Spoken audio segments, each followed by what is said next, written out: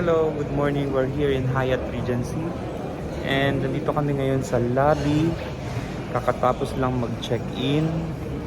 So, tingnan natin yung kanilang grand lobby or receiving area. Ayan.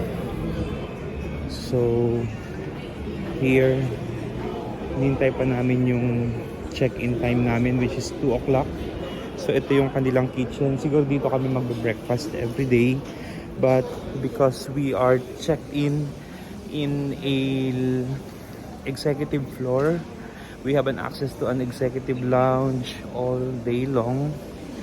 So libre lang dun mag-lounge. Ito kasama ko si Sir Raymil. Ito ang kanilang lobby, di ba?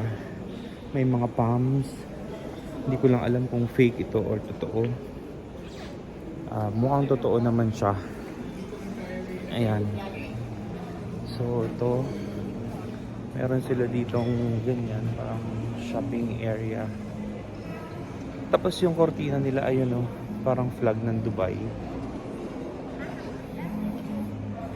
Ayan.